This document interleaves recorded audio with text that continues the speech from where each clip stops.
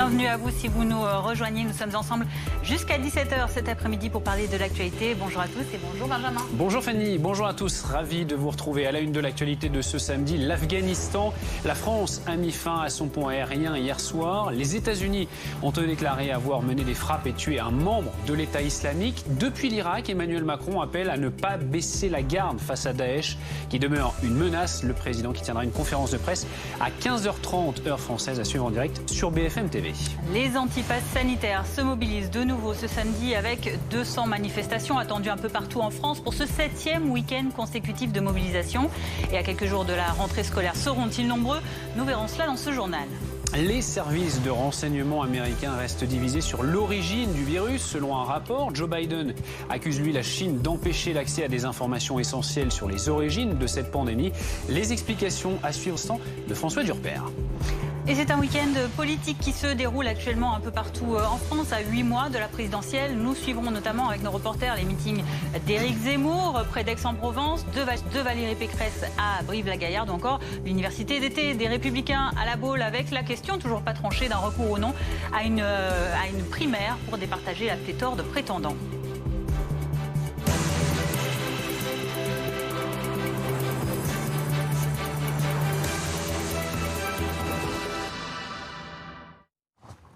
L'actualité de ce samedi, c'est bien sûr la situation en Afghanistan. La France a mis fin à ces évacuations hier soir. Près de 3000 personnes, dont plus de 2600 ressortissants afghans, ont été évacués de Kaboul par la France. Mais de nombreux Afghans sont toujours bloqués sur place. Ouais, c'est le cas de Mariam à Paris.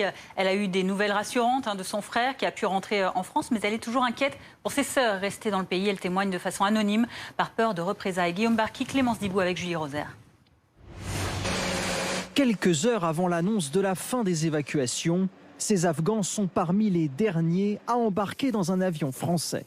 Au total, ce sont près de 2600 habitants du pays qui ont été évacués vers la France. Des habitants comme le frère de Mariam, française d'origine afghane. Il a pu atterrir à Paris avec sa femme, son fils et ses 4 filles juste avant la fermeture du pont aérien. Il y a des menaces de la part des talibans sur les familles qui ont des filles. Plus de 12 ans. Ils sont proposés et en plus obligés de se marier avec les combattants de talibans. Détenteur d'un titre de séjour, il est maintenant en sécurité avec sa famille. Mais si Myriam témoigne de manière anonyme, c'est qu'elle a encore peur pour ses 2 sœurs, enseignantes dans une école de filles en Afghanistan, qui sont restées sur place. Ils ont été des défenseurs des droits des femmes. Bien sûr que c'est un gros risque. Les filles de mes sœurs, c'est ça que je m'inquiète beaucoup, pour les filles surtout. Car pour ceux encore à Kaboul, c'est parfois le désespoir qui guette. Cet Afghan joint par téléphone avant l'annonce de la fin des évacuations nous disait être en danger et changer de cachette fréquemment. Le moral c'est pire, mais parce qu'encore il n'y a pas de vol, tout ça, et toujours les enfants et ma femme, ils me demandent quand on rentre en France et tout ça, mais ça c'est le moral, on n'a pas de moral maintenant, juste on attend qu'on trouve un moyen pour sortir de l'Afghanistan. Hier, il restait encore près de 200 familles d'auxiliaires de l'armée française en Afghanistan. Et en réponse à l'attentat de Kaboul, les États-Unis ont mené une frappe de drone contre une cible du groupe État islamique en Afghanistan ce samedi et ils annoncent avoir tué un organisateur de Daesh. La situation sur place reste extrêmement tendue. Les États-Unis demandent à leurs ressortissants de quitter les abords de l'aéroport de Kaboul alors que la menace de nouvelles attaques persiste. François Durper est avec nous en plateau. Bonjour François, notre consultant aux États-Unis pour BFM TV. Alors, le président Joe Biden avait promis des représailles. Il a tenu ses promesses avec cette première frappe, mais c'est une crise terrible pour lui. Qu'est-ce qui va se passer? Oui, c'est une crise terrible parce que c'est une contradiction. Joe Biden dit l'opération en Afghanistan est terminée et il dit nous n'oublierons pas, nous ne pardonnerons pas. Et finalement, c'est une opération qui ne s'achève pas, mais qui change de nature. Avec notamment ce que la stratégie américaine appelle la capacité à l'horizon, c'est-à-dire qu'on va devoir gérer cette affaire afghane à l'horizon sans être sur le terrain terrain, ça va être très compliqué. Il y a une deuxième contradiction, c'est quelle est la position des États-Unis par rapport aux talibans. Les ennemis de nos ennemis sont un peu moins nos ennemis depuis quelques jours, et notamment une coopération antiterroriste qui s'engage avec les talibans contre l'État islamique. Et ça, c'est un paradoxe quand on sait également que les planificateurs de ces attentats probablement ont été libérés par les talibans eux-mêmes. C'est à n'y rien comprendre. Et troisième chose, il reste 4 jours pour l'évacuation. Joe Biden a dit, nous allons évacuer tous les Américains, ça c'est possible, mais aussi tous les Afghans qui ont aidé les Américains, ça on sait qu'en 4 jours, c'est impossible. Là, c'est une contradiction fondamentale dans le discours du président américain. La deadline, c'est effectivement mardi 31. Vous restez avec nous, François, merci beaucoup. C'est dans ce contexte qu'Emmanuel Macron est arrivé hier au Moyen-Orient. Le président qui est à 2000 km de Kaboul, à Bagdad, donc pour un sommet avec des dirigeants du Moyen-Orient. Et le chef de l'État a réagi sur l'Afghanistan. Daesh reste une menace, indique-t-il. Écoutez. Daesh a été défait territorialement en 2017 grâce au courage des forces armées irakiennes et avec l'appui de la coalition internationale. Et nous savons tous qu'il ne faut pas baisser la garde, car Daesh demeure une menace. Et je sais que le combat contre ces groupes terroristes est une priorité de votre gouvernement. Je veux ici vous redire l'engagement de la France au sein de la coalition et à vos côtés. Également, il y a plus de 200 manifestations prévues ce samedi encore pour la 7e fois consécutive contre le pass sanitaire notamment. 4 rassemblements ont lieu à Paris. On prend la direction de cette première manifestation qui, vous le voyez, est menée par Florian Philippot depuis la place Joffre et en direction de la place de Fontenoy dans le 7e arrondissement sur un cercle pour y retrouver nos journalistes, nos reporters qui suivent cette manifestation qui, la semaine dernière, on le rappelle, était plutôt orientée en faveur du docteur Didier Raoult. Est-ce que c'est encore le cas aujourd'hui? Est-ce qu'il y a du monde?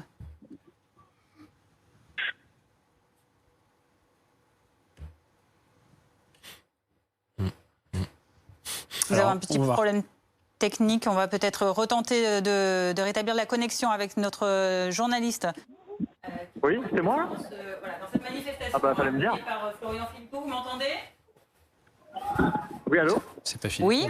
Alors on est dans la manifestation de ces gilets jaunes, mouvance complotiste, qui est partie plutôt de la place de la Bourse en direction du Palais Royal. Qui sont les participants? Est-ce qu'ils sont nombreux aujourd'hui? Oui, alors ils ne sont pas encore partis pour le moment. Ils sont toujours place de la Bourse, quelques centaines présents. Pour le moment, juste devant cette place. Il y a quelques minutes, ils ont fait le tour de toute cette place en se donnant la main à l'initiative de la députée Martine Bonner, qui est présente ici, qui est connue pour les propos à la tendance complotiste qu'on a pu entendre ces dernières semaines. Parmi les figures également présentes ici, il y a Francis Lalanne, qui est présent également à l'écart un peu de la manifestation pour le moment. Quelques gilets jaunes dans la foule visible, et puis également des personnalités, des personnes que l'on croise déjà depuis plusieurs semaines ici. C'est la 7e semaine de mobilisation. Et le cortège a prévu de se lancer en direction de Port-Royal en faisant un tour au niveau du centre de Paris d'ici quelques minutes. Mais pour l'instant, le départ n'a pas été lancé. Ils attendent d'être plus nombreux avant de pouvoir partir, car ils ne sont que 200 à 300 pour le moment ici. Merci beaucoup pour toutes ces précisions. On le rappelle, donc 4 cortèges dans la capitale ce samedi et des mobilisations partout en France. Avec nous en plateau pour en parler, Jean-Louis Teboul. Bonjour docteur, chef du service de médecine intensive et réanimation de l'hôpital Bicêtre, et Arnaud Benedetti, bonjour, directeur de la revue Civique. Alors, cette manifestation et parlementaire. Ouais. Exactement. Il manquait un petit mot dans la fonction. On est à quelques jours de la rentrée scolaire. Manifestation, on suivra bien sûr la participation. On a vu qu'elle avait tendance un petit peu à diminuer les précédents week-ends. Qu'est-ce que vous avez envie de dire, docteur, à toutes ces personnes qui manifestent, notamment celles qui se posent des questions sur l'efficacité du vaccin, sur les éventuels ou les effets secondaires de ce vaccin contre le virus, contre le variant également? Eh bien, il y a plusieurs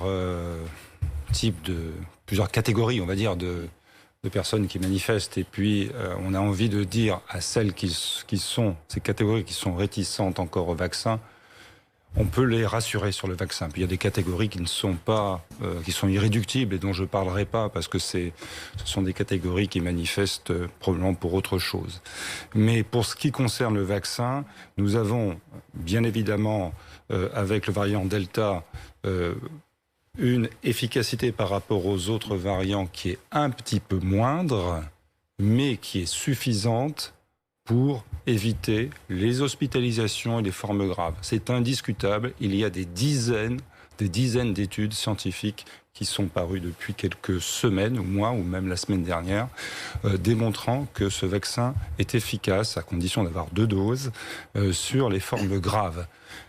Ça n'empêche pas totalement la contamination, mais cette contamination reste au niveau nasal, si vous voulez, porteur nasal, et la transmission chez une personne vaccinée à une autre personne non vaccinée est extrêmement faible et réduite, puisque la contagiosité dure très peu de temps, si vous voulez, par rapport à la contagiosité d'une personne non vaccinée vers une autre personne non vaccinée. Donc il y a, au niveau de l'efficacité, même si par rapport aux précédents variants, c'est un petit peu diminué, mais il y a une très bonne efficacité sur les hospitalisations et les formes graves. Si vous voulez, ça devient un simple rhume avec le vaccin. Voilà. Donc ça, c'est une chose. La deuxième chose, pour la tolérance, eh bien, il y a plein d'études maintenant qui montrent qu'il y a une excellente tolérance, en particulier donc à moyen terme, puisque maintenant on ne peut pas bien sûr parler de long terme, il n'y a aucune raison qu'il y ait une mauvaise tolérance à long terme, puisque le vaccin, encore une fois, surtout le ARN messager, est quelque chose, les composants de ce vaccin diminuent très très vite, entre quelques heures ou jours, après donc la vaccination, et il ne reste plus que là simplement les anticorps naturels qui sont produits stimulés par ce vaccin. Vous le disiez, les études existent depuis plusieurs semaines maintenant, on le sait, et malgré tout, ces manifestants sont encore là dans les rues pour ce 7e samedi de suite. On va voir que c'est également le cas dans le sud de la France, beaucoup, où de nombreuses villes avaient battu des records de participation. C'était le cas à Toulon, on le retrouve notre reporter également, Place de la Liberté. C'est là que le rassemblement a lieu actuellement. La semaine dernière, il y avait 6000 participants. Est-ce qu'on va rester sur la même base et quelle est la composition de ces manifestants aujourd'hui ? Alors, pour l'instant, c'est difficile de vous dire si on atteindra les 6000 manifestants. Ils sont à l'heure actuelle entre 500, 600, 700 personnes rassemblées sur la place de la Liberté sous le soleil ici à Toulon. Une foule qui se remplit, une place qui se remplit, qui se densifie au fur et à mesure. Une foule qui, pour l'instant, est toujours statique. Elle écoute attentivement, religieusement les prises de parole sur une tribune improvisée sur un côté de la place. L'un des animateurs, il y a quelques minutes, a promis de l'ambiance et des surprises. Alors, quelle teneur pour ces surprises? Ça, on l'ignore encore. Ce qui est sûr, c'est qu'une fois encore, ce samedi, pour le 7e samedi d'affilée à Toulon, le profil des manifestants est assez hétérogène. On a vu des personnes âgées, des enfants, mais également quelques gilets jaunes dans la foule. Et au cœur de leur colère, c'est l'obligation du pass sanitaire pour aller travailler. Que ce soit les serveurs, les soignants, les employés dans les grands magasins, dès lundi, ils devront présenter leur pass. Et ça, la foule, les manifestants n'en veulent pas. Une foule qui va progressivement commencer à s'engager dans une marche d'1 kilomètre ici dans le cœur de Toulon. Le départ est programmé normalement, si on tient les délais, autour de 14h30. Merci beaucoup. Donc dans le cortège à Toulon pour ces précisions, cette manifestation du jour dans la ville varoise. Arnaud Benedetti, le pass sanitaire pourrait être prolongé au-delà du 15 novembre si le Covid ne disparaissait pas de nos vies. C'est ce qu'a dit cette semaine Olivier Véran. Ça, forcément, ça ne plaît pas à tous ces manifestants. Ça sera un argument supplémentaire pour éventuellement les mobiliser encore plus. Et de toute façon, c'est bien la difficulté des états d'urgence et des mesures d'exception, c'est que très souvent, malheureusement, elles sont prolongées. Bon, il ne faut pas préjuger pour l'instant.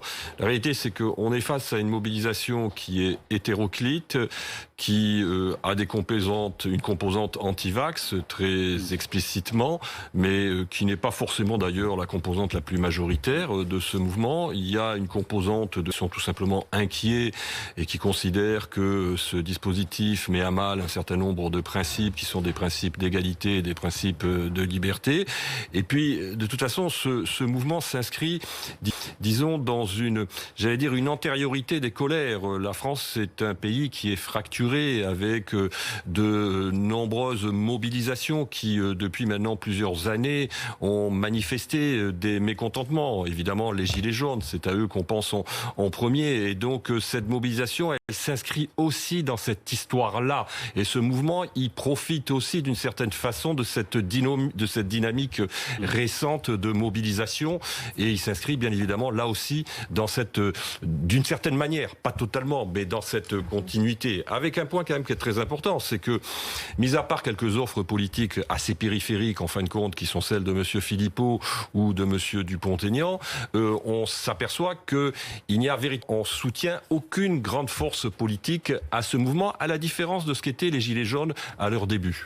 En dehors de Florian Philippot, avec son mouvement Les Patriotes, évidemment. Merci. On vous retrouve dans notre prochain journal. Évidemment, on va continuer de suivre ces manifestations un peu partout en France. On en vient à ce point sur la vaccination. Maintenant, quels sont les faits?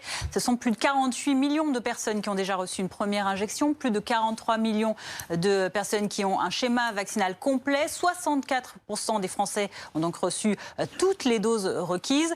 La course pour la vaccination des 12-17 ans maintenant, elle, a déjà commencé. Vous allez voir, ça vaccine déjà beaucoup. Ah oui, les ados sont vaccinés en masse. Plus de 60% ont déjà reçu une dose. Une évidence pour beaucoup d'entre eux qui, étonnamment, sont moins hésitants que leurs parents. Reportage à Bagneux, dans les Hauts-de-Seine. Cyprien Pézeril et Léna Marjac. À moins d'une semaine de la rentrée, direction le centre de vaccination pour Marguerite, 13 ans, et Mathieu, 16 ans. Alors, je viens pour faire vacciner les 2 enfants. D'accord. Pas trop peur, pas trop stressé. Une injection vécue comme une formalité par les adolescents. Voilà, détends bien au maximum. Et c'est fini. Avec cette seconde dose, c'est la libération pour Marguerite et son frère Mathieu. C'est bien, comme ça je vais pouvoir rester à l'école si jamais il y a des cas de Covid dans la classe. J'ai l'impression de participer à l'effort collectif. Je te rends du coup ton pass sanitaire qui sera valable dans 1 semaine. Dans cette famille, la vaccination n'a pas immédiatement été une évidence, mais avec l'élargissement du pass sanitaire, pour leur mère Aurélie, c'est une étape nécessaire pour retrouver la vie d'avant. Si on peut retourner au théâtre avec les enfants, si on peut, sans se faire chatouiller les narines à chaque fois, c'est quand même assez contraignant. On sent que la vie va être de plus en plus compliquée pour les personnes pas vaccinées. Les 12-17 ans sont de plus en plus nombreux à venir. Ils représentent désormais 1/3 des injections ici.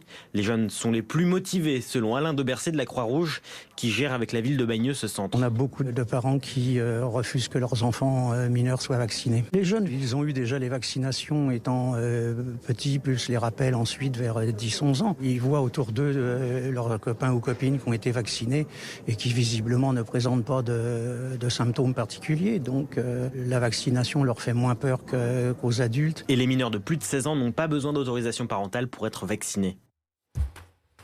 On en vient à cette question. Les origines de ce Covid-19 seront-elles un jour connues? François Durper, un rapport confidentiel, un rapport américain des renseignements, conclut qu'il est impossible à ce jour de se prononcer. Mais tout de même, 2 hypothèses sont mises sur la table, et notamment celle de la fuite d'un laboratoire, alors que Joe Biden a accusé la Chine de dissimuler des informations cruciales sur les origines de la pandémie. Oui, alors vous dites un rapport confidentiel et on en parle sur BFM TV, il n'est pas tellement confidentiel. En fait, plus exactement, c'est un rapport des renseignements américains. Certains rapports de ces renseignements n'étant pas classifiés. Donc là, évidemment, c'est un rapport auquel on a accès et qui dit effectivement, qui dit qu'on ne sait pas. Au bout de 90 jours d'enquête, ce qui est quand même pas mal, il y a 2 hypothèses. Cette hypothèse, évidemment, de la transmission à partir d'un animal et cette hypothèse d'un accident de laboratoire. Alors, en revanche, il y a une hypothèse qui est écartée en partie par le laboratoire, c'est celle bien de cette arme bactériologique qui serait mise au point par la Chine. C'est important parce que certains avançaient cette hypothèse, on le sait. Là, c'est vraiment quelque chose qui serait très peu probable, dit le rapport. Alors, le problème, c'est qu'évidemment, c'est un rapport qui ne fait pas plaisir à la Chine, parce que la Chine pourrait être responsable de cette crise sanitaire la plus importante du siècle. Et puis, Joe Biden en rajoute en disant, si on n'arrive pas à une conclusion, c'est pas de la faute de nos chercheurs, c'est de la faute de la Chine qui ne coopère pas. Et Joe Biden dit, on va continuer à mettre la pression sur la Chine avec l'OMS, avec l'ensemble de la communauté internationale. Le monde a besoin de savoir l'origine du virus. Merci beaucoup François pour toutes ces explications. On en vient à présent à ce week-end de rentrée politique. Éric Zemmour prépare-t-il sa candidature à la présidentielle? Il est en tout cas dans le sud ce samedi. Il est à Mirabeau dans le Vaucluse. C'est là que vous vous trouvez, Loïc Besson, pour BFM TV. Après avoir commencé doucement, Éric Zemmour, il est allé franco, c'est le moins qu'on puisse dire, lors de sa prise de parole.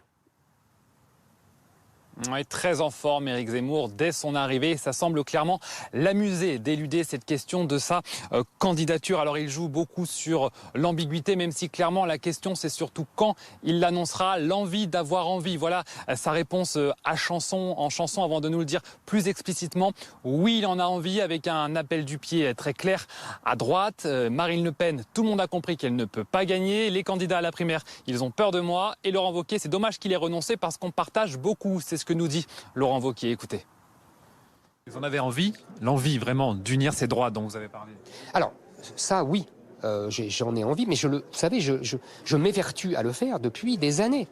Je veux dire, tous mes livres, moi, vous verrez, si vous venez dans mes salles, quand je présente mes livres, ça fait 10 ans, il y a des gens du Rassemblement national, du Front National ou du Rassemblement National, il y a des gens de LR. Robert Ménard, pendant des années, il m'a incité, encouragé, je dirais presque supplié d'être candidat à la présidentielle. Il me disait que j'étais le meilleur, le seul, que j'étais celui qui pouvait tenir le flambeau. Marine Le Pen, elle a un socle très, très solide, mais vous avez vu, elle a déjà perdu 5 points dans les sondages. Elle était à 26, elle n'est plus qu'à 21. Je pense que l'échec au régional a été un très mauvais coup pour elle. Et tout le monde a compris au RN qu'elle ne gagnerait jamais. Voilà, c'est tout, c'est clair. Éric Zemmour qui a également multiplié les tacles contre le chef de l'État. On a vraiment l'impression qu'il fait son stage de l'ENA à l'Élysée. Voilà ce qu'il a lancé. Forcément, ça anime son public. Sur le fond, le débat s'est vite transformé en masterclass. La France est en danger de mort, a répété Éric Zemmour. Et quand bien même le débat se déportait sur l'économie, il en revenait toujours à ce qu'il faut appeler son obsession, l'immigration. Le grand remplacement, ce n'est pas un mythe. Et si nous ne l'empêchons pas, il nous emportera tous. Voilà ce qu'il dit. En 2050, la France sera à moitié islamique. En 2100, nous serons dans une république islamique. Voilà les mots d'Éric Zemmour. Le développement aussi de son livre auto-édité qui sortira le 16 septembre. La France n'a pas dit son dernier mot. Précommande déjà en tête, notamment sur Amazon. L'auteur s'en félicite, tout comme les sondages qu'il regarde minutieusement. Il s'en félicite. Il est crédité de 7% dans le dernier sondage à droite. Merci Loïc Besson en direct du Vaucluse avec Alizé Boissin donc pour suivre ce déplacement d'Éric Zemmour. Philippe Corbet en plateau avec nous, chef du service politique BFM TV. On voit un Éric Zemmour qui est présent, qui veut imposer son propre tempo politique avec, Loïc Besson nous le disait, des propos parfois très cash. C'est bien loin de ce qui se passe du côté des Républicains. Oui, c'est assez intéressant de souligner, et même surprenant d'une certaine manière quand on discutait avec des soutiens d'Éric Zemmour, ou certains qui souhaitent qu'il soit candidat disaient mais vous allez voir, il a des propositions sur un certain nombre de sujets dans son livre. Il parle d'économie. Ça n'est pas seulement les sujets dont il parle habituellement dans ses chroniques. Il a un spectre plus large. Et ce qui était assez frappant, c'est que ce forum aujourd'hui près d'Aix-en-Provence, c'était un forum organisé par un entrepreneur, Rafik Smati, donc c'était pas une enceinte purement politique. Et il a été interrogé à plusieurs reprises par ses interlocuteurs sur l'économie, et à chaque fois il revenait sur ce qu'il appelle la guerre de civilisation, ce que décrivait Loïc Besson à l'époque, à l'instant, c'est-à-dire cette idée au fond qu'il y aurait, je cite encore Éric Zemmour, un grand remplacement, et que à la fin du siècle la France serait, je cite encore, une république islamique. Il parle de guerre de civilisation, et selon lui, et donc c'est ça visiblement qu'il souhaite mettre en avant dans ces prochaines semaines, la sortie de son livre et sa probable candidature. L'idée au fond que c'est la France qui est en danger et que l'avenir de la France se joue en 2022. Pour tout vous dire, pour avoir lu et entendu les extraits de son intervention, s'il utilise le même ton lors de sa campagne, enfin plutôt d'abord pour la sortie de son livre puis sa campagne électorale, il est clairement à la droite de Marine Le Pen. Enfin, Marine Le Pen ne tient pas des propos de ce type, loin de là. Et d'ailleurs, c'est assez intéressant, sur l'analyse politique qu'il fait, il estime qu'il représente qu'environ 70% des Français sont d'accord avec lui sur ces grands thèmes, et il analyse la nécessité de rassembler ce qu'il appelle un bloc bourgeois, enfin ce qu'il appelle, oui c'est ça, un bloc bourgeois, la bourgeoisie des Républicains et les campagnes populaires qui votent Rassemblement National, et que c'est la nécessité de rassembler ces deux électorats pour être majoritaire. En tout cas, ceux qui imaginaient que Éric Zemmour d'une certaine manière, ripollinerait ses thèmes habituels pour être présentable et rassembler une partie de l'électorat de l'aile droite des Républicains qui n'ont pas de candidat pour l'instant, eh bien, seront surpris. C'est vraiment un Éric Zemmour plus offensif que jamais qui entame cette campagne électorale. Merci beaucoup, Philippe. Vous parliez effectivement des Républicains. Début de campagne officielle, quasi début de campagne officielle, on va le dire, pour la primaire à droite. Les 4 candidats qui sont tous sur le terrain ce samedi. Philippe Juvin et Michel Barnier sont à La Baule, Éric Ciotti à Nice et Valérie Pécresse qui est à Brive-la-Gaillarde. Elle promet au LR de jouer collectif. Écoutez. Bon, ok, mais il y a plusieurs candidats à la présidentielle à droite. Alors comment on fait? Mais moi je vous le dis, à la fin, il faudra qu'il n'y en ait plus qu'un ou une. À la fin, il faudra un candidat unique de la droite et du centre. Moi, je jouerai toujours collectif. J'accepterai la règle du jeu qui sera fixée. Vous le savez, je ne suis pas républicain, je ne suis plus républicain, mais je me sens profondément de droite. Et j'accepterai la règle du jeu qui sera fixée ensemble avec les républicains. Mais mon devoir de vérité me force à vous dire aussi une chose. Si je suis candidate, c'est pour gagner. Alors je ne lâcherai rien.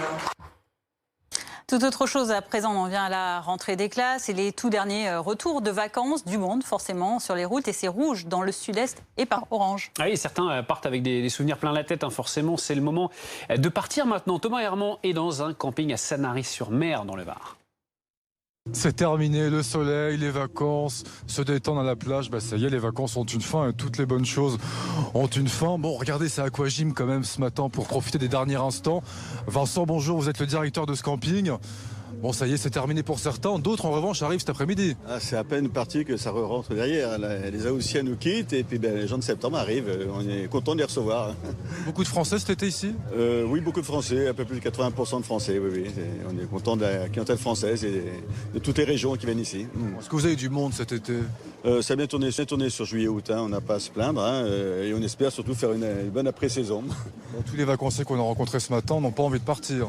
Non, ils veulent rester, mais il faut laisser la place aux autres. Bon, merci beaucoup Vincent, passez une bonne saison. Parce que c'est vrai que le départ est plutôt favorable, en tout cas en termes de météo. 25 degrés pour la maximale aujourd'hui avec un beau ciel bleu qui est dégagé, le soleil qui est présent. Il faut retrouver son domicile. La météo n'est pas clémente partout en France aujourd'hui. La météo qui n'est pas clémente non plus du côté de l'Amérique. L'ouragan Ida a touché terre hier soir sur la côte sud-ouest de Cuba, accompagné de vents et de fortes pluies, avant de remonter ensuite vers la Louisiane, aux États-Unis, où il pourrait passer cet ouragan de catégorie 1 à 4 et devenir extrêmement dangereux. Il pourrait provoquer des vents de plus de 200 km/h sur le sol américain. Image justement de la Louisiane, cet état du sud-est des États-Unis où des habitants ont récupéré des sacs de sable. On se prépare à l'arrivée de l'ouragan Ida à l'approche du 16e anniversaire de l'un des épisodes météorologiques les plus violents qu'ait connu la région, Katrina, qui avait fait plus de 1800 morts, plus de 10 000 personnes ont été déjà évacuées. L'électricité a été coupée de manière préventive. 14h25 sur BFM TV, l'infotrafic. Retrouvez votre programme avec Céleste. La connexion Internet par fibre optique dédiée à votre entreprise.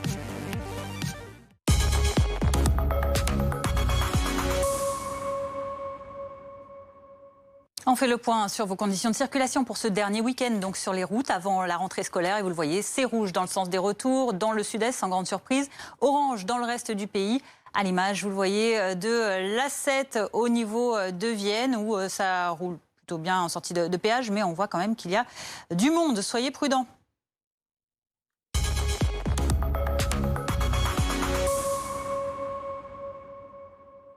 C'était votre programme avec Céleste. La connexion Internet par fibre optique dédiée à votre entreprise.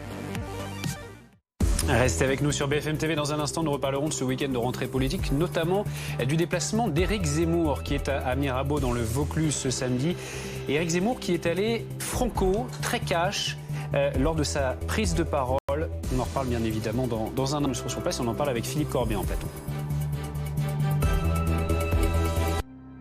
Ce week-end, retrouvez tous les matchs, tous les sports, toutes les images, tous les résultats.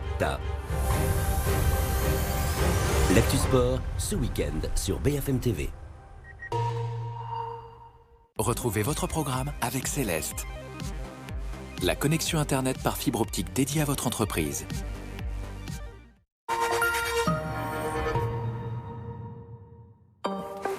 Porter les cartons de déménagement, c'est pas un problème. C'est plutôt l'administratif le souci. C'est pas que j'ai une phobie, mais bon. Enfin, vous voyez quoi. Du coup, j'espère que pour mon contrat d'énergie, ça sera plus simple. Si vous voulez faire simple, pour votre nouveau logement, choisissez les offres Elec Verte et Gaz Naturel d'Engie. Appelez le 3101. J'agis avec Engie. J'irai dormir et plus chez l'homme qui brûle ce soir à 21h05 sur RMC Découverte. Pixpay, c'est la carte de paiement des ados copilotée par les parents. Vous versez son argent sur sa carte, c'est instantané. Il apprend à gérer ses finances, vous suivez ses dépenses. Il gagne en autonomie et vous en tranquillité. Alors commandez-la dès maintenant sur pixpay.fr. Choisir une nouvelle voiture, c'est amusant. Il y a toujours quelqu'un pour vous accompagner. Mais quand il s'agit de choisir la bonne assurance auto, on se retrouve souvent tout seul. Tout va bien. Avec les Furets, on vous accompagne pour trouver l'offre qui vous convient. On peut toujours compter sur lesfurets.com. 24 h sur 24, 7 jours sur 7, en live ou en replay, toutes les chaînes RMC BFM sont réunies sur la toute nouvelle plateforme à la demande RMC BFM Play. Où que vous soyez, partout, tout le temps, quand vous voulez. RMC BFM Play, s'informer, découvrir, explorer, disponible gratuitement sur mobile, tablette et web sur rmcbfmplay.com. La météo avec Mondial Piscine. Mondial Piscine. Des piscines sur mesure conçues pour durer.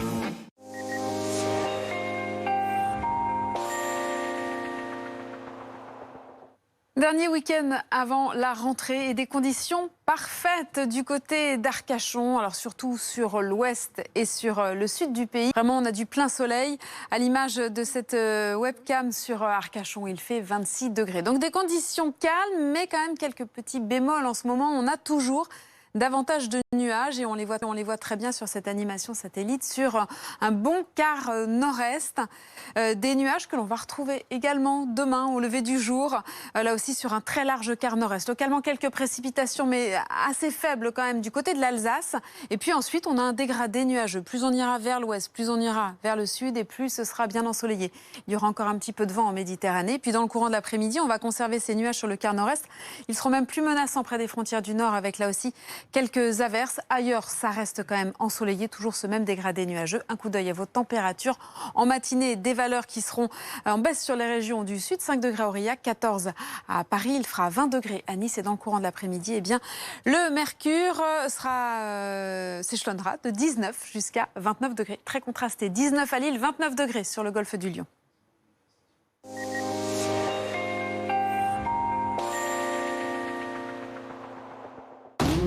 C'était la météo avec Mondial Piscine. Mondial Piscine. Des piscines sur mesure conçues pour durer. 14h30 sur BFM TV, bienvenue à vous si vous nous rejoignez à la une de l'actualité aujourd'hui. Cette rentrée politique sur les chapeaux de roue. Le journaliste et essayiste Éric Zemmour n'est pas encore officiellement candidat, mais déjà il participe à un forum à Mirabeau dans le Vaucluse. Ne cachant plus ses ambitions pour 2022, il n'a pas mâché ses mots sur les thématiques qui lui sont chères. Un contraste saisissant avec les meetings des Républicains. Loïc Besson est sur place et on en parle également en plateau avec Philippe Corbet dans ce journal. Les antipasses sanitaires se mobilisent de nouveau ce samedi avec 200 manifestations attendues partout en France pour ce 7e week-end consécutif de mobilisation. Qui sont ces manifestants? Pourquoi sont-ils à nouveau dans la rue? Nous verrons cela dans ce journal. Au programme également la fin de l'opération Apagan en Afghanistan. Le dernier vol d'évacuation français a décollé cette nuit. Une centaine de Français ont été rapatriés et 2600 Afghans en France. Emmanuel Macron est en conférence régionale en Irak. Nous suivrons sa prise de parole à 15h30 au sujet notamment de la situation sécuritaire à Kaboul. Et puis, épidémie oblige, la France est restée plébiscitée par de nombreux Français cet été. Quel bilan pour la saison touristique dans notre pays? Reportage à suivre en Loire-Atlantique. Mais tout d'abord, on commence avec ce week-end politique, de rentrée politique a donc bel et bien commencé. Éric Zemmour n'est pas encore officiellement candidat, mais c'est tout comme, on va le voir, il participe à un forum à Mirabeau dans le Vaucluse ce samedi. Loïc Besson, c'est là qu'on vous retrouve pour BFM TV. Et c'est un Éric Zemmour déterminé et parfois même tangent qui s'est exprimé cet après-midi.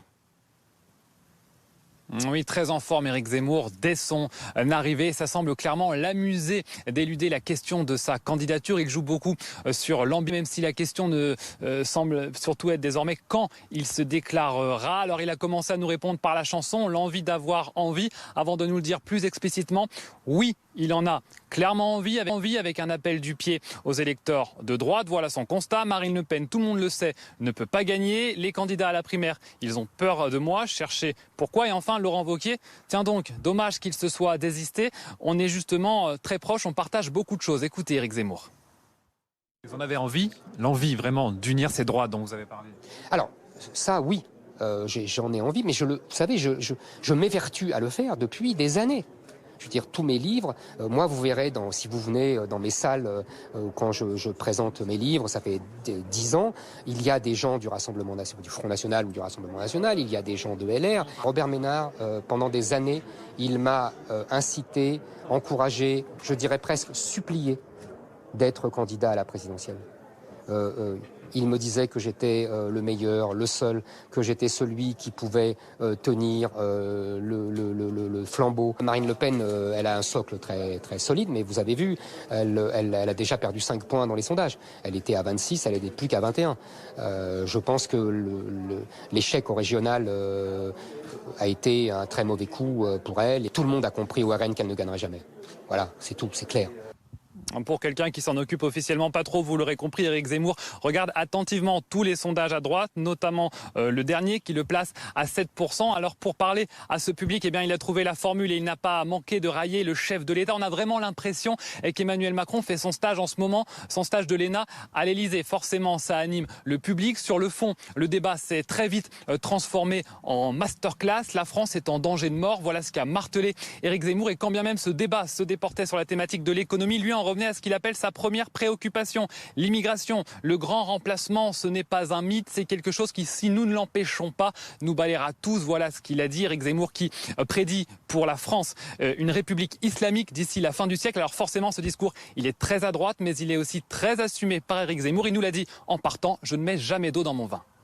Merci beaucoup Loïc Besson, donc dans le Vaucluse pour BFM TV, avec Alizé Boissin. On en parle avec Philippe Corbet, le chef du service politique de BFM TV. On revient bien sûr sur cette sortie d'Éric Zemmour. On entendait ce que disait Loïc à l'instant, très cash, vraiment Éric Zemmour qui n'a pas hésité à employer des termes qu'il place.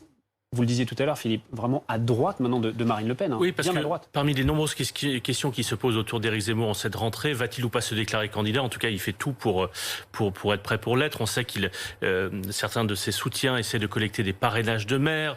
Certains de ses proches nous disent qu'ils réfléchissent à un programme, à un projet sur différents aspects, y compris l'économie. Mais on se demandait aussi sur quel pied il allait danser d'une certaine manière. Et certains imaginaient, espéraient qu'il soit finalement sur une ligne en quelque part entre LR et le RN, dans une ligne finalement qu'aurait pu jouer aussi Laurent Wauquiez, puisqu'il n'est pas candidat. Et effectivement, il y a peut-être un espace là, à la droite de LR, pour Éric Zemmour. Le choix qu'il fait dans cette première intervention n'est pas exactement celui-là. C'est-à-dire qu'il parle de guerre de civilisation, il parle de djihad, et pour vous expliquer sa démonstration, il était interrogé sur l'économie. Il dit, en fait, il a préféré parler de délinquance. Et en fait, pour résumer, ce qu'il dit, c'est que la délinquance, c'est pas des policiers en plus, ça n'est pas une question d'autorité face à la délinquance. La délinquance, selon lui, ça fait partie, et je le cite, ça fait partie du djihad. Et donc, d'une certaine manière, la délinquance du quotidien, les vols, les agressions, ça n'est pas seulement une question d'autorité républicaine et de force de police, mais une question de djihad. Et donc, selon lui, de ce qu'il appelle la guerre de civilisation. En tout cas, politiquement, c'est un discours que ne tient pas, par exemple, Marine Le Pen. Et donc, si Éric Zemmour rentre dans cette campagne électorale sur ces thèmes-là, avec ce ton-là, ça va être très surprenant parce que c'est très différent du type de campagne de débat au sein de la droite entre les Républicains et le RN qu'on a connu ces dernières années. Merci Philippe. Et on va en effet le constater du côté de cette rentrée politique des différentes formations qui préparent donc leur course à la présidentielle. À droite, la campagne est donc bel et bien lancée, mais avec 2 défections. Laurent Wauquiez, on l'a dit, Bruno Retailleau également, qui a annoncé vendredi qu'il préférait renoncer. Et la question se pose toujours, à droite, primaire ou pas. Léopold Audibert, vous êtes à Brive-la-Gaillarde pour BFM TV. Et là-bas, Valérie Pécresse plaide, elle, pour une primaire pour désigner un candidat unique pour 2022, car il y a pléthore tout de même de prétendants du côté des Républicains ou même en marge du parti. Absolument, d'ailleurs regardez en direct derrière nous, dans une dizaine de minutes, Valérie Pécresse prendra la parole ici pour son discours de rentrée. Alors dans les faits, elle a déjà pris parole ce matin pour se connecter en visioconférence avec les Républicains qui se trouvent à la Baule. Et dans ce discours, elle est très cash, elle va se présenter et elle y va pour gagner. Elle était très offensive ce matin, alors que la primaire de la droite commence vraiment. 4 candidats pour l'instant sont officiellement déclarés. Il y a évidemment Valérie Pécresse, Éric Ciotti, Michel Barnier et Philippe. Et puis, dans l'ombre de ce rassemblement aujourd'hui, il y a évidemment la candidature parallèle de Xavier Bertrand qui plane.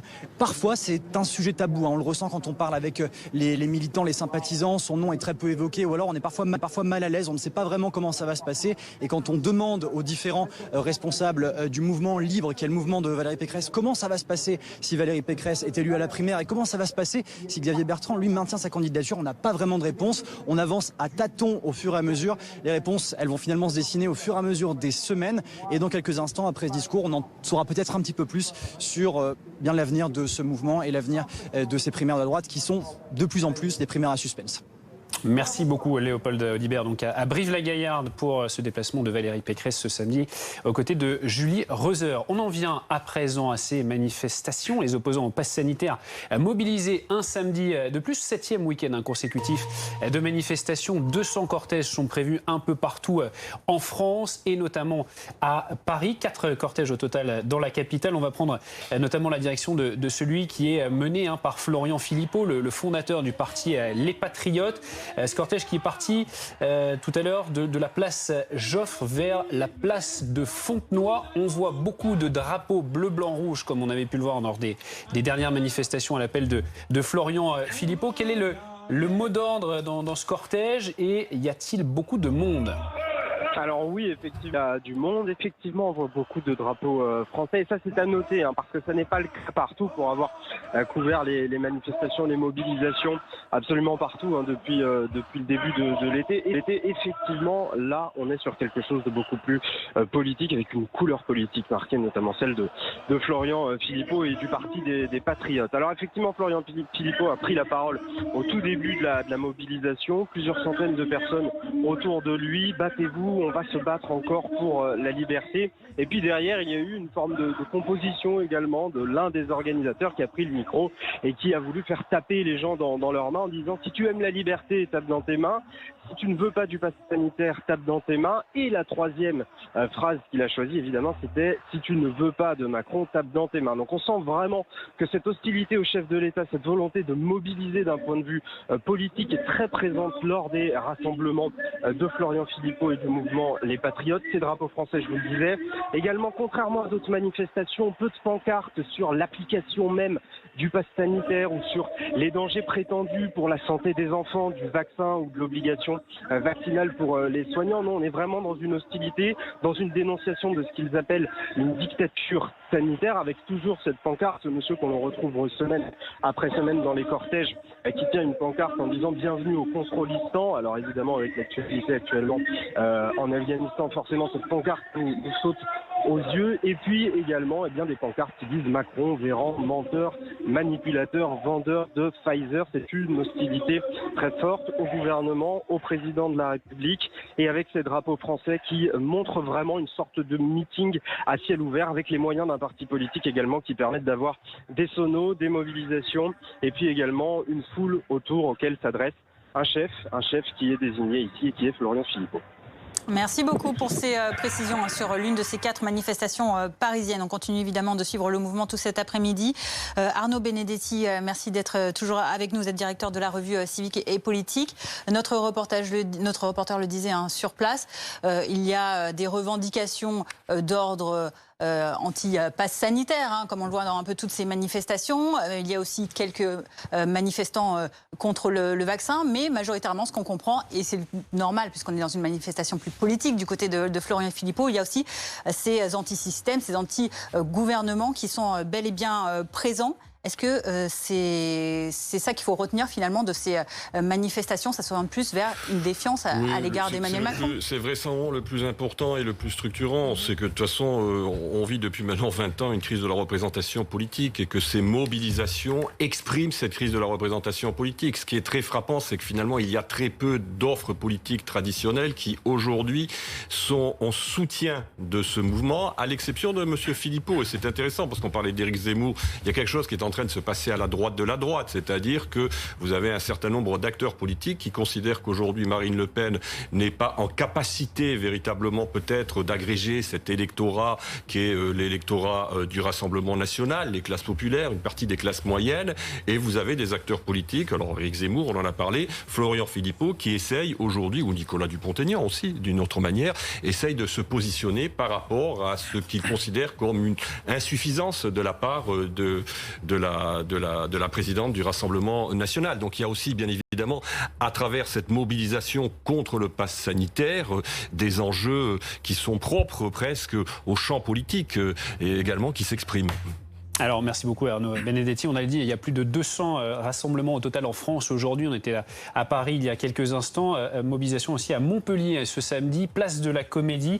On va voir notre journaliste sur place. Ils étaient 9500 personnes la semaine dernière sur cette manifestation. Est-ce qu'on se dirige vers le même nombre de personnes ou est-ce que visiblement, d'après les images en tout cas, il ne semble pas y avoir grand monde?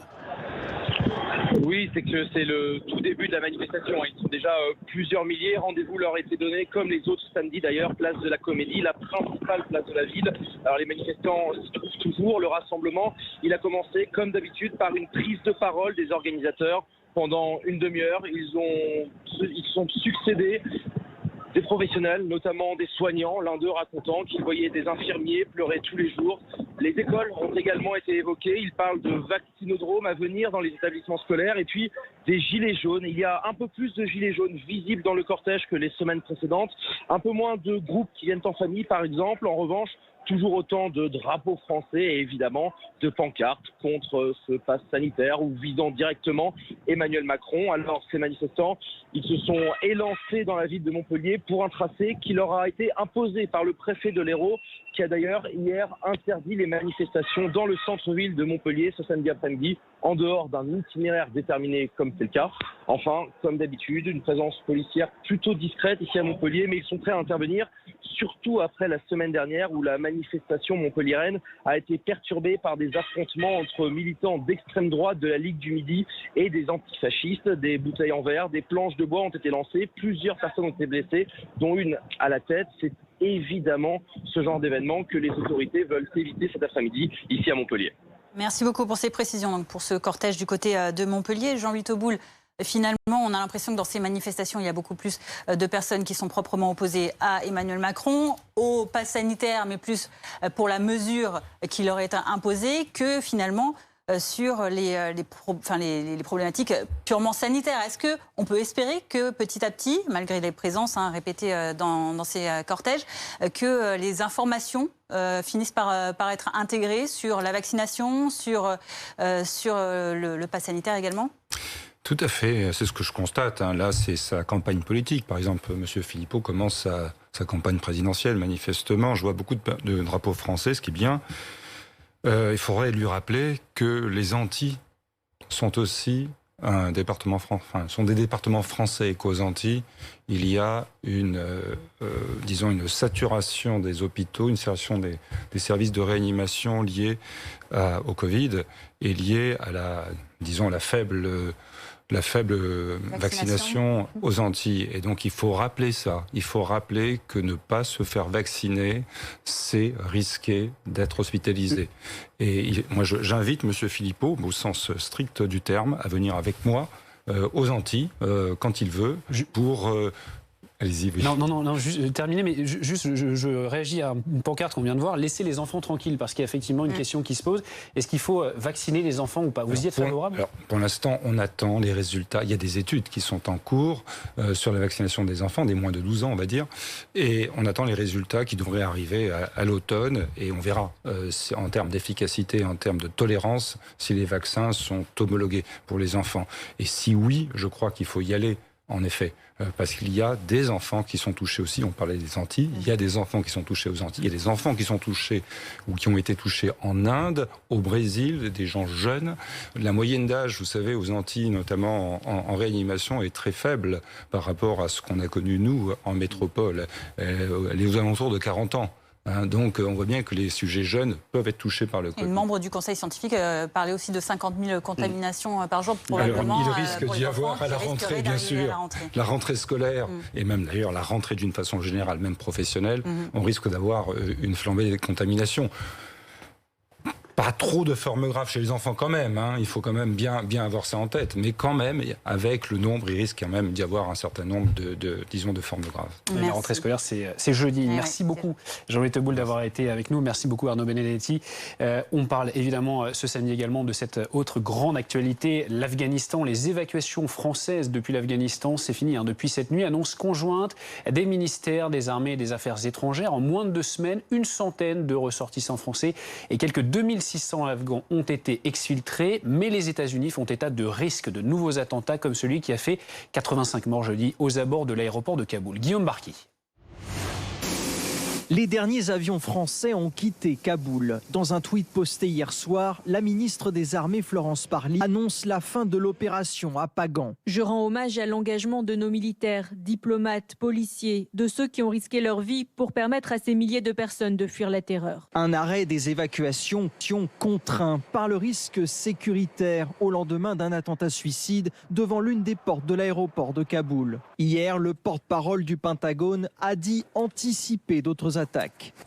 Nous estimons qu'il y a toujours des menaces crédibles. D'ailleurs, je dirais des menaces précises et crédibles. Depuis le 15 août, la France dit avoir évacué 3000 personnes, parmi lesquelles des Français, et une grande majorité d'Afghans menacés sur place. Mais dans leur communiqué, les ministres des Armées et des Affaires étrangères annoncent que des discussions sont ouvertes pour permettre de nouveaux départs après le retrait définitif des Américains. Nous poursuivrons nos efforts engagés auprès des responsables talibans pour garantir qu'ils ne mettront aucune entrave après le 31 août au départ de ceux qui le souhaiteront. L'ambassadeur de France, David Martinon, a été rapatrié vers Abu Dhabi avec ses équipes. C'est depuis la France qu'il opérera désormais.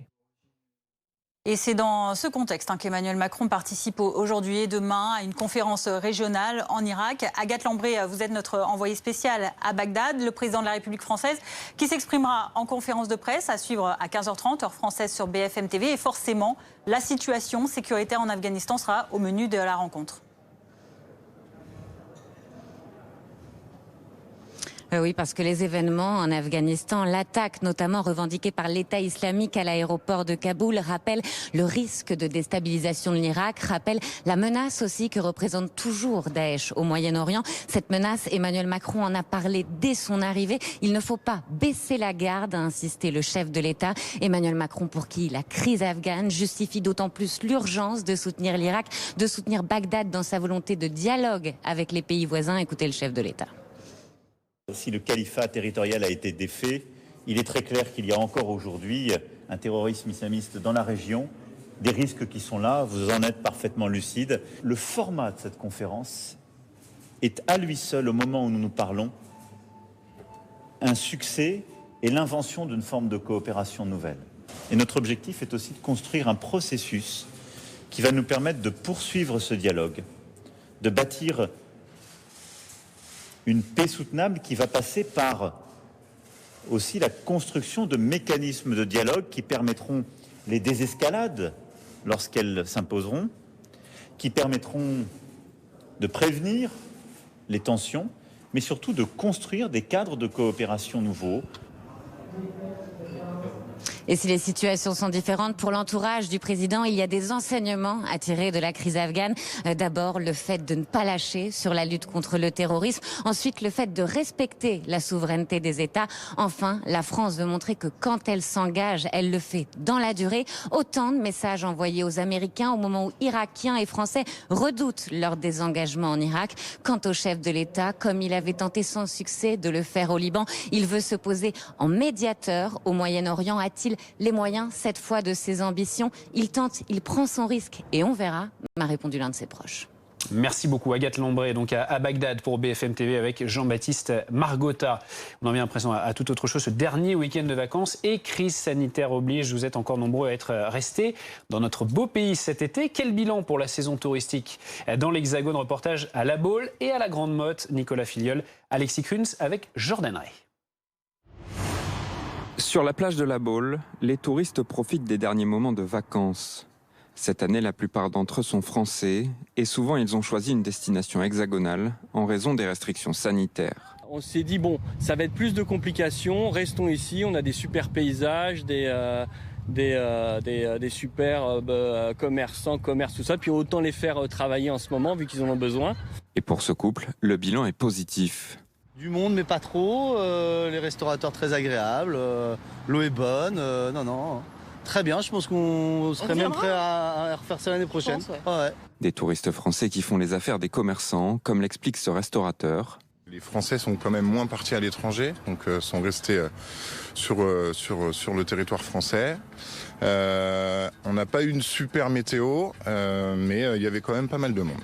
Logis Hôtel, premier groupe d'hôteliers restaurateurs indépendants, atteste par exemple d'une augmentation du chiffre d'affaires d'août de 40%, due à un allongement de la durée de séjour et une hausse du panier moyen.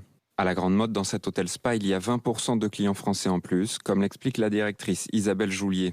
Nous, on a déjà une clientèle plutôt française habituellement, mais cette année, ça s'est accentué. On a effectivement des nouveaux clients qui partaient plus souvent vers l'étranger. Là, on sent que cette année, la clientèle est vraiment restée en France et a joué la proximité et la sécurité en France. Si les stations balnéaires ont eu la cote, la montagne aussi, avec une fréquentation en hausse de 9%. Pour septembre, la Fédération des Gîtes de France est optimiste. Le taux de réservation est déjà de 45%, soit 9 points de plus qu'en 2019. On en vient à présent à ces intempéries qui se poursuivent du côté est de la côte des États-Unis après avoir touché terre à Cuba tout d'abord dans les Caraïbes. C'est désormais la Louisiane aux États-Unis qui est menacée par l'ouragan Ida avec des vents autour de 130 km/h à Cuba et une catégorie 1 d'ouragan. Eh bien, Ida pourrait passer en catégorie 4 sur une échelle de 5. Des vents annoncés en Louisiane qui pourraient atteindre les 200 km/h.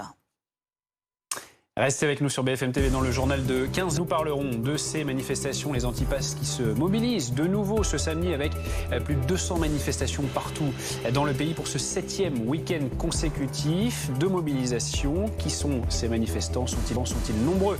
Aujourd'hui, nous verrons cela dans le prochain journal. À tout de suite. La météo avec Mondial Piscine.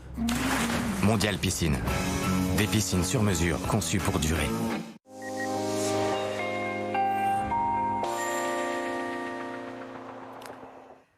Encore quelques nuages sur les régions les plus au nord comme ici à Paris, mais les nuages quand même ont tendance à se morceler un petit peu par rapport au matin. Cela dit, une petite averse reste encore possible. Et puis la température qui reste un petit peu fraîche encore pour la saison, 22 degrés cet après-midi à Paris.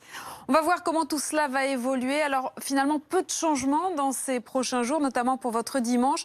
À l'image de ce samedi, on va conserver pas mal de nuages sur un très large quart nord-est. Donc voilà ce que cela va donner au lever du jour. On aura même quelques précipitations possibles du côté de l'Alsace. Et puis ensuite, un dégradé nuageux. Plus on ira vers l'ouest, plus on ira vers le sud et plus ce sera ensoleillé, un petit peu de vent en Méditerranée. Dans le courant de l'après-midi, eh bien, on va retrouver ces nuages toujours plus nombreux sur le quart nord-est. Ils seront même plus menaçants près des frontières avec encore quelques averses. Et puis toujours ce même dégradé, plus à l'ouest, plus au sud.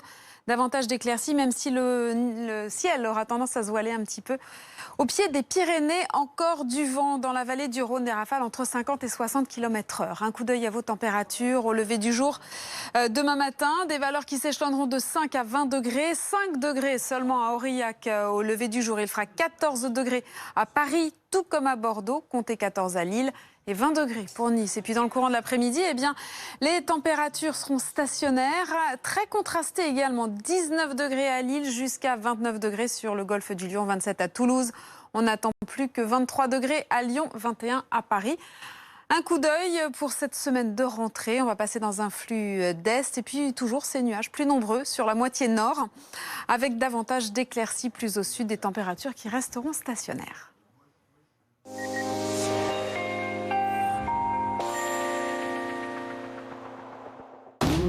C'était la météo avec Mondial Piscine. Mondial Piscine. Des piscines sur mesure conçues pour durer.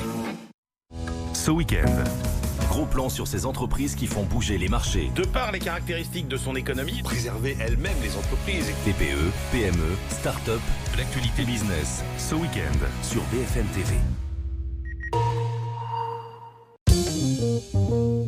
Acteur de l'économie locale, vous avez le droit d'être accompagné par une banque qui comprend vos enjeux. Votre programme avec la Banque Postale.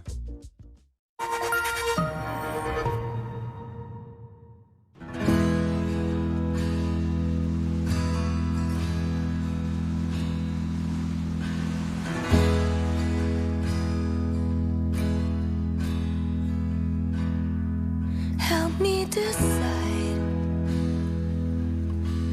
whether to climb the hill or shoot for the moon. Découvrez les îles Grenadines en catamaran Catlante et réservez votre croisière dès maintenant sur catlante.com. Calme-toi, Georges. Direct Assurance, bonjour. Ça vous suffisait pas de répondre au téléphone. Il fallait aussi que vous répondiez par WhatsApp et Messenger. Vous savez quoi, Direct Assurance? On vous adore. Merci. T'as vu? Le seul risque avec une assurance élue service client de l'année, c'est que vous l'aimiez. Direct Assurance, l'assurance que vous risquez d'aimer.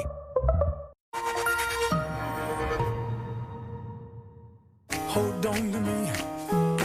Your first name is free. Last name is dumb. Man's right flower. It's in every living thing. Mind use your power. Are made of the same things. À chaque vaccination, c'est la vie qui reprend. Faisons-nous tous vacciner, maintenant. Tous vaccinés, tous protégés.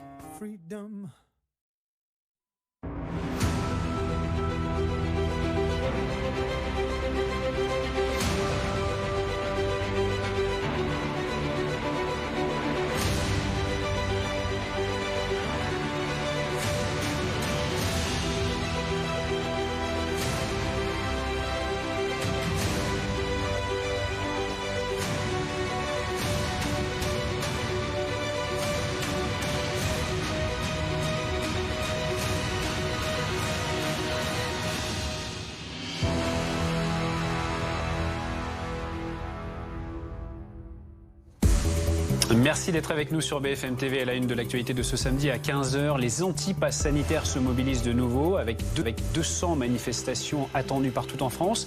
Pour ce 7e week-end consécutif de mobilisation, à quelques jours de la rentrée scolaire, sont-ils nombreux? Nous verrons cela dans ce journal. Nous verrons également ce week-end politique qui se déroule actuellement un peu partout en France à 8 mois de la présidentielle. Nous suivrons notamment l'Université des Républicains à La Baule, entre autres, avec cette question toujours pas tranchée d'une primaire ou non pour départager les prétendants. Nous suivrons également le meeting d'Éric Zemmour près d'Aix-en-Provence, du côté du Vaucluse, où il n'a pas mâché ses mots. Nous en parlerons en plateau avec Philippe Corbet dans ce journal. Dans l'actualité également, il y a bien sûr l'Afghanistan. La France a mis fin à son pont aérien hier soir. Les États-Unis ont déclaré avoir mené des frappes et tué un membre de l'État islamique. Depuis l'Irak, Emmanuel Macron appelle à ne pas baisser la garde face à Daesh qui demeure une menace. Le président qui tiendra une conférence de presse, ce sera dans une demi-heure à 15h30 en heure française, à suivre en direct sur BFM TV. Au programme également, les services de renseignement américains qui restent divisés sur l'origine du virus du Covid-19 selon un rapport. Joe Biden, lui, accuse la Chine d'empêcher l'accès à des informations essentielles sur les origines de cette pandémie. Toutes les explications de François Durper dans un instant.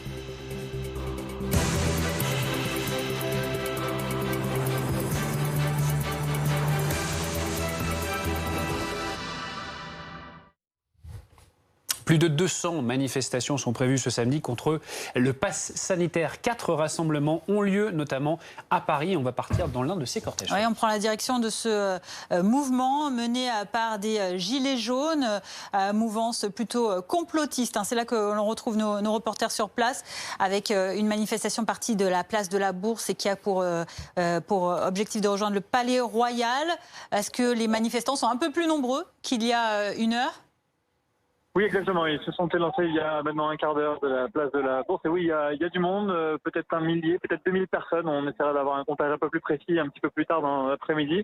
Mais oui, ils sont quand même relativement nombreux dans la lignée de ce qu'on a pu connaître lors des semaines précédentes, avec en effet pas mal de gilets jaunes au départ de cette manifestation. On n'en voit pas tant que ça dans le cortège finalement, maintenant qu'ils sont beaucoup plus nombreux.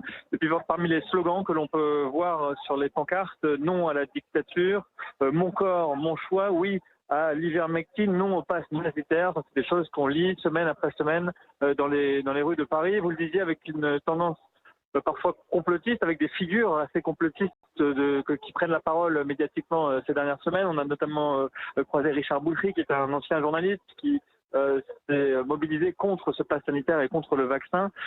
Alexandra Orion-Caude, qui est généticienne également, qui est présente. Francis Allen, qui est présente. Et contrairement à ce que je vous indiquais tout à l'heure, Martine Vonner n'est pas ici. Elle est à Strasbourg actuellement, en train de manifester, la députée également. Voilà pour les personnalités que l'on a pu croiser ici dans la manifestation cet après-midi. Le cortège qui s'est élancé et qui va à la direction de Palais Royal. Le cortège est a priori assez court, mais restera dans le centre de Paris tout cet après-midi, bien encadré par les gendarmes qui, eux, sont très nombreux autour, sur les côtés, à l'avant et à l'arrière du cortège. Merci beaucoup pour toutes ces précisions. Donc, dans l'un des cortèges parisiens cet après-midi, nous accueillons en plateau Jannick Halimi. Bonjour Jannick, rédactrice en chef adjointe du service politique aux Parisiens, et le docteur Rafik Masmoudi. Bonjour, médecin urgentiste à l'hôpital européen Georges Pompidou. Je me tourne vers vous, docteur, pour commencer juste tout d'abord par rapport à ce pass sanitaire. Le conseil scientifique a donné un nouvel avis cette semaine et appelle notamment le gouvernement à changer de discours. Dans leur dernière note mise en ligne hier, les experts estiment que le pass sanitaire, je cite, doit être plus largement expliqué. C'est limite discuté si on veut espérer que les citoyens s'en emparent. Est-ce que vous avez l'impression aussi qu'il y a toujours du flou autour de ce pass sanitaire, que le gouvernement n'est pas assez clair ? Il y a toujours, quand on laisse des brèches, il y a toujours, je veux dire, il y a des gens qui rentrent dedans. Mais moi, depuis longtemps, j'étais pour l'obligation vaccinale, comme ça, ça serait clair pour tout le monde, il n'y aura pas d'ambiguïté sur le discours. Mais c'est vrai, en tout cas, ce qu'on peut lui rapporter ce pass sanitaire, et après le discours du président de la République, on a quand même eu une forte augmentation de la vaccination, surtout chez les 12-18 ans, et aussi indirectement, le pass sanitaire, je dirais, servira aussi à cette politique de tester, tracer, parce que pour y aller quelque part, il faut faire un test, sinon on ne peut pas rentrer. Et si on est positif, on va s'isoler. Indirectement, ça a engendré aussi une politique de testing et d'isolement qui est très importante. Après, c'est vrai, c'est un peu difficile tant que le vaccin n'est pas reconnu, il n'a pas son autorisation de mise sur le marché définitif. Cette obligation, ça me paraît un peu difficile de l'appliquer. Aux États-Unis, ils l'ont fait, donc ils ont donné l'autorisation définitive au vaccin Pfizer pour le moment. Et j'espère que ça va arriver au niveau européen pour qu'on puisse avancer sur ce plan-là. Merci, docteur. On va poursuivre avec ces autres manifestations. Vous le disiez, il y en a plus de 200 un peu partout en France cet après-midi. Et parmi celles qui ont rassemblé le plus de monde ces derniers samedis, il y a Toulon, où l'on retrouve nos autres reporters sur place. La marche est partie de la place de la Liberté en début d'après-midi. Est-ce qu'il y a un peu plus de monde que tout à l'heure ? On le rappelle, samedi dernier, il y avait 6000 participants. Alors il y a clairement plus de monde que tout à l'heure, je vous faisais état il y a une demi-heure, trois quarts d'heure de 600-700 personnes sur la place de la Liberté. Mais en fait, la foule a grossi d'un coup, les gens sont arrivés et autour de 14h30, au moment de lancer la manifestation qui est partie précisément à 14h30, il y avait beaucoup plus de monde. Difficile de l'estimer à vue d'œil, mais j'estime qu'on a dépassé le millier. On est sûrement à plusieurs milliers, 4-5 000 personnes. Des manifestants au profil assez divers, assez bigarrés. On voit évidemment des gilets jaunes, mais ça c'est plutôt classique. On voit aussi des familles, des enfants, des personnes plus âgées. avec un mot d'ordre qui résonne ici à Toulon, la liberté. On a entendu des cris Macron démission, non à la tyrannie sanitaire, mais globalement, ici à Toulon, il y a une vraie ferveur qui ne se dément pas au fil des semaines. Vous l'avez dit, Toulon est une place forte de la mobilisation contre le pass sanitaire. Je vous rappelle qu'on était ici 22 000 manifestants le 14 août dernier, c'était plus qu'à Paris. Donc c'est pas vraiment étonnant que la mobilisation ne faiblisse pas ici à Toulon, où véritablement il y a une volonté populaire de protester contre le pass sanitaire et protester contre la politique d'Emmanuel Macron, le tout dans une ambiance assez sonore, assez bruyante, mais relativement bon enfant. Un seul moment de relative tension à signaler au moment de passer devant les locaux de Var Matin, le quotidien régional. Là, on a entendu en effet des sifflets sortir de la foule. Un moment de tension relative, mais pour le moment, à Toulon, pas de violence à signaler. T'as pas vu ? Merci beaucoup donc, pour toutes ces précisions à Toulon. On précise aussi que les images que vous avez vues n'étaient pas à Toulon mais à Paris samedi dernier. Yannick Halimi, on rappelle qu'à partir de lundi, le pass sanitaire doit s'imposer également aux salariés des lieux où il est demandé aux clients, des cinémas, des salles de sport, des bibliothèques, des restaurants, des transports publics. D'une façon générale, ce que l'on voit chaque samedi dans ces cortèges, c'est une agrégation des colères finalement, à la fois, voire de haine parfois, contre le gouvernement et contre la personne d'Emmanuel Macron.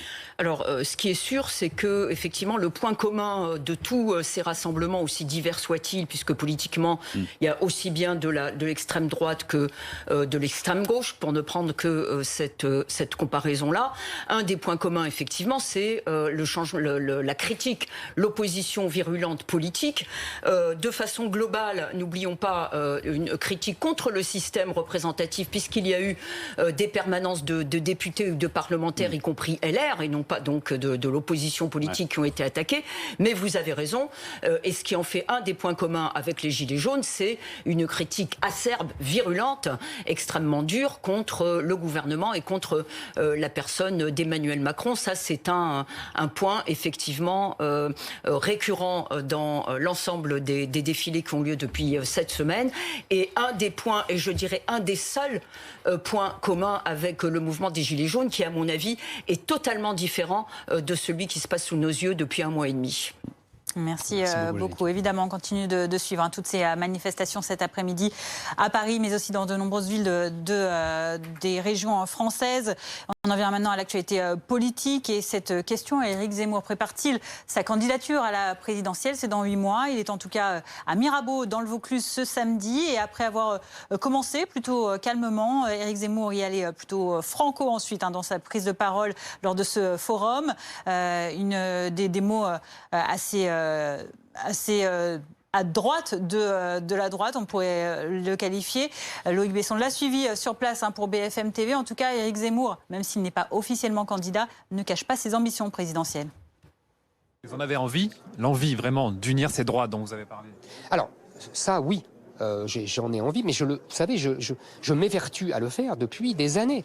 Je veux dire, tous mes livres, moi, vous verrez, si vous venez dans mes salles, quand je présente mes livres, ça fait 10 ans, il y a des gens du Rassemblement national, du Front National ou du Rassemblement National, il y a des gens de LR. Robert Ménard, pendant des années, il m'a incité, encouragé, je dirais presque supplié d'être candidat à la présidentielle.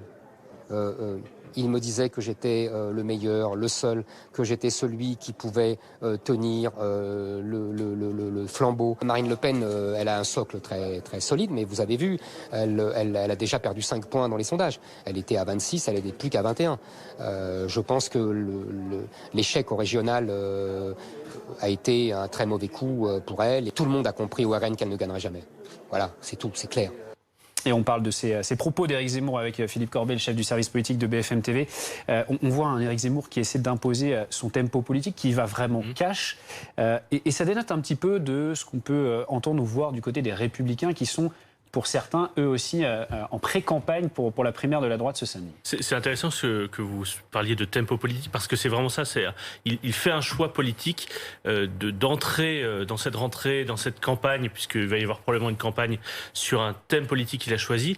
Rappelons qu'à ce stade, il n'est pas candidat, il est pour l'instant un journaliste, un éditorialiste, un essayiste, mais on voit déjà qu'on est passé à l'étape d'après. Dans quelques jours, il va sortir son livre, il va rassembler des amis dans les prochaines semaines, et donc on est vraiment passé dans une nouvelle phase pour Éric Zemmour. Là, le discours qu'il tient au micro de Loïc Besson, c'est un discours politique, d'analyse politique sur les chances, ou plutôt le manque de possibilités pour Marine Le Pen d'être élue présidente de la République, sur le regret que Laurent Wauquiez ne se présente pas à la primaire des Républicains, sur la situation de la droite, de l'union des droites quand il parle. Et dans le forum où il était invité, puisqu'il était un forum organisé par l'entrepreneur Rafik Smati, où il était question, il était notamment interrogé sur l'économie, à chaque fois il est revenu sur ces sujets, ce qu'il appelle, je cite, la guerre de civilisation. Il décrit au fond une France en danger de mort, là aussi c'est son expression. Il dit d'ailleurs que la perspective, si rien n'est changé, c'est que la France devienne à la fin du siècle, je cite encore, une république islamique. Et je vais vous donner un exemple dans la démonstration de ce forum qui est assez frappante. En tout cas, je ne crois pas qu'on ait entendu déjà un responsable politique, même s'il ne l'est pas encore, mais un candidat à président de la République, ce qui sera bientôt, tenir ce genre de propos. Il parle de l'insécurité. Et il dit, au fond, on parle beaucoup d'autorité de l'État, autorité républicaine, face à la délinquance, mais il dit que ce n'est pas une question d'autorité, car les trafiquants, par exemple, ne sont pas des délinquants, ce sont, selon Éric Zemmour, c'est ce qu'il a dit, ce sont des djihadistes. Et au fond, même pour parler de ces sujets qui sont des sujets importants pour la vie des Français, c'est-à-dire la sécurité du quotidien, les vols, les agressions, les cambriolages, il applique une grille de lecture de guerre de civilisation, c'est l'expression qu'il utilise, en parlant de djihadistes. S'il rentre dans cette campagne électorale comme ça va défriser, parce que ce n'est pas exactement le thème, le type de débat qu'on a dans les débats présidentiels habituellement. Et pour résumer, il est clairement à la droite de Marine Le Pen sur ces thèmes-là. Marine Le Pen ne tiendrait jamais ce type de propos-là, et elle ne partage pas probablement cette analyse-là. Vous le disiez, Philippe Corbet, c'est beaucoup plus policé en revanche du côté des Républicains, que l'on suit également dans ce week-end de quasi-campagne officielle pour la primaire de la droite. Les 4 candidats sont tous sur le terrain. Philippe Juvin et Michel Barnier sont à la Baule, Éric Ciotti à Nice et Valérie Pécresse, elle, est à Brive-la-Gaillarde et elle promet aux Républicains de jouer collectif. Bon, ok, mais il y a plusieurs candidats à la présidentielle à droite. Alors comment on fait ? Mais moi je vous le dis, à la fin, il faudra qu'il n'y en ait plus qu'un ou une. À la fin, il faudra un candidat unique de la droite et du centre. Moi, je jouerai toujours collectif. J'accepterai la règle du jeu qui sera fixée. Vous le savez, je ne suis pas républicain, je ne suis plus républicain, mais je me sens profondément de droite. Et j'accepterai la règle du jeu qui sera fixée ensemble avec les républicains. Mais mon devoir de vérité me force à vous dire aussi une chose. Si je suis candidate, c'est pour gagner. Alors je ne lâcherai rien. Dans l'actualité de ce samedi, il y a aussi bien sûr la situation en Afghanistan. La France a mis fin à ces évacuations hier soir. Près de 3000 personnes, dont plus de 2600 ressortissants afghans, ont été évacués de Kaboul par la France. Mais de nombreux Afghans sont toujours bloqués sur place. Oui, c'est le cas à Paris de Mariam. Elle a eu des nouvelles plutôt rassurantes de son frère qui a pu rentrer en France. Mais elle est toujours très inquiète pour ses sœurs qui sont, elles, restées dans le pays. Et elle témoigne de façon anonyme par peur des représailles. Guillaume Barqui, Clémence Dibou avec Julie Rosaire. Quelques heures avant l'annonce de la fin des évacuations, ces Afghans sont parmi les derniers à embarquer dans un avion français. Au total, ce sont près de 2600 habitants du pays qui ont été évacués vers la France. Des habitants comme le frère de Mariam, française d'origine afghane. Il a pu atterrir à Paris avec sa femme, son fils et ses 4 filles juste avant la fermeture du pont aérien. Il y a des menaces de la part des talibans sur les familles qui ont des filles. Plus de 12 ans. Ils sont proposés et en plus obligés de se marier avec les combattants de talibans. Détenteur d'un titre de séjour, il est maintenant en sécurité avec sa famille. Mais si Myriam témoigne de manière anonyme, c'est qu'elle a encore peur pour ses 2 sœurs, enseignantes dans une école de filles en Afghanistan, qui sont restées sur place. Ils ont été des défenseurs des droits des femmes. Bien sûr que c'est un gros risque. Les filles de mes sœurs, c'est ça que je m'inquiète beaucoup, pour les filles surtout. Car pour ceux encore à Kaboul, c'est parfois le désespoir qui guette. Cet Afghan joint par téléphone avant l'annonce de la fin des évacuations nous disait être en danger et changer de cachette fréquemment. Le moral, c'est pire, hein, mais parce que quand il n'y a pas de vol, tout ça, et toujours les enfants et ma femme, ils me demandent quand on rentre en France et tout ça, mais ça, c'est le moral. On n'a pas de moral maintenant, juste on attend qu'on trouve un moyen pour sortir de l'Afghanistan. Hier, il restait encore près de 200 familles d'auxiliaires de l'armée française en Afghanistan. Et en réponse à l'attentat de Kaboul, les États-Unis ont mené une frappe de drone contre une cible du groupe État islamique en Afghanistan ce samedi. Et ils annoncent avoir tué un organisateur de Daesh. La situation sur place reste extrêmement tendue. Les États-Unis qui demandent à leurs ressortissants de quitter les abords de l'aéroport de Kaboul alors que la menace de nouvelles attaques persiste. Quelles conséquences aux États-Unis? François Durper, on vous pose la question puisqu'on se souvient que Joe Biden avait promis des représailles après l'attentat de jeudi et qu'il a tenu sa promesse avec peut-être des conséquences difficiles pour lui, une crise à venir. Quelles sont les suites pour lui envisageables? Oui, alors pour Joe Biden, on a dit que c'était la journée jeudi, la journée de l'attentat, la plus difficile de toute sa jeune présidence.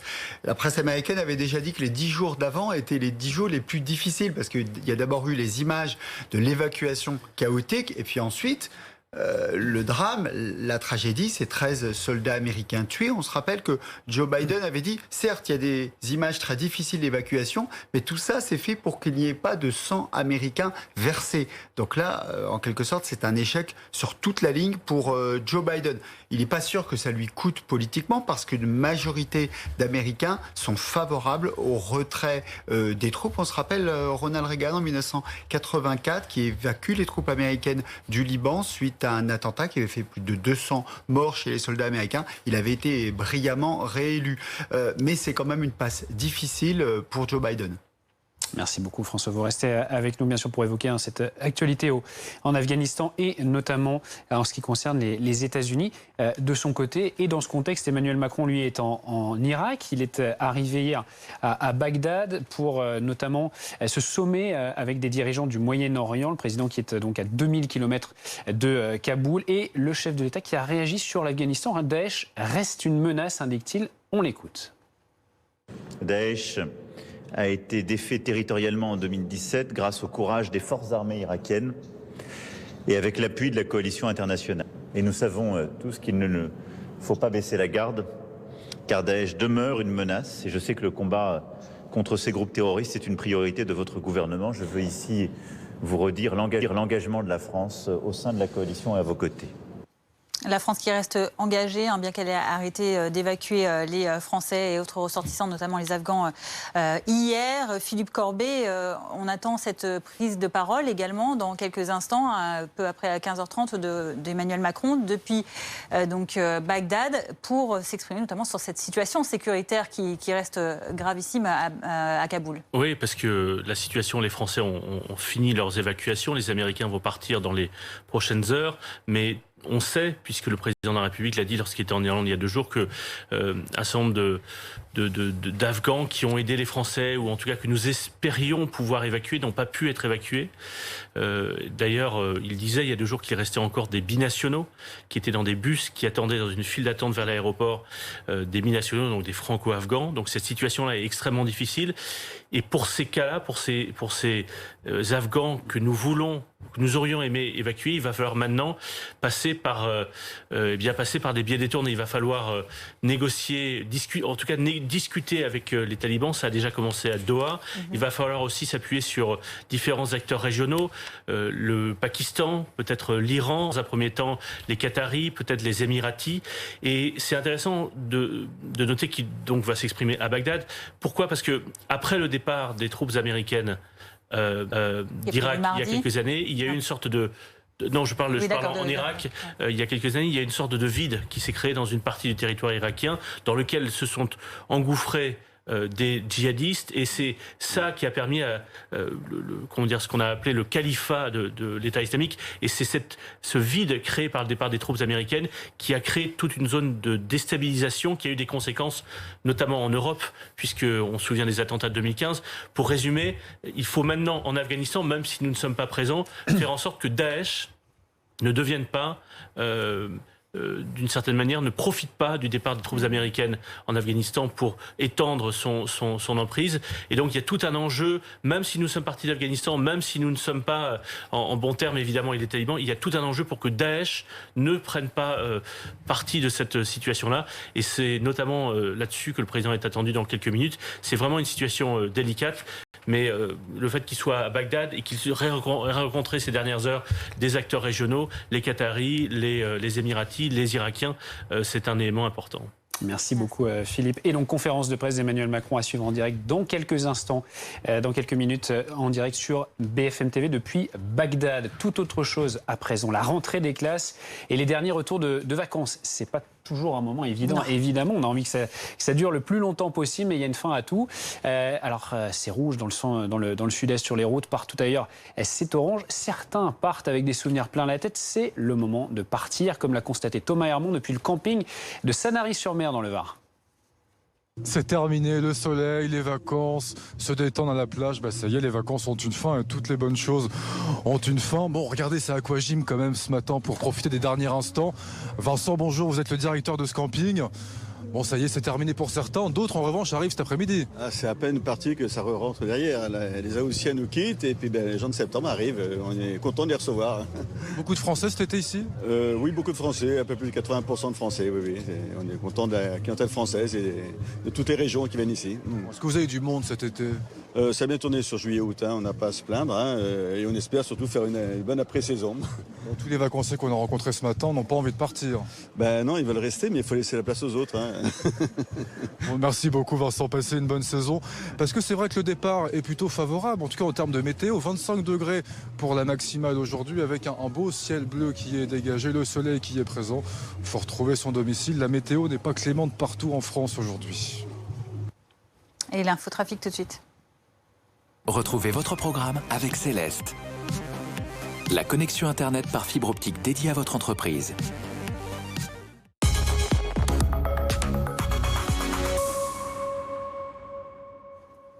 Et on l'a vu, il y a ces vacanciers qui s'attardent, il y a aussi ceux qui se retrouvent déjà sur les routes. Et c'est un dernier week-end de vacances plutôt compliqué, en tout cas si vous êtes dans le sud-est de la France, avec un trafic rouge, selon Bison Futé, et orange dans le reste du pays. On va voir comment ça roule sur l'A7 du côté de Vienne, où vous le voyez, pas trop de problèmes, en tout cas de bouchons au niveau de ce péage, mais quand même de la circulation restée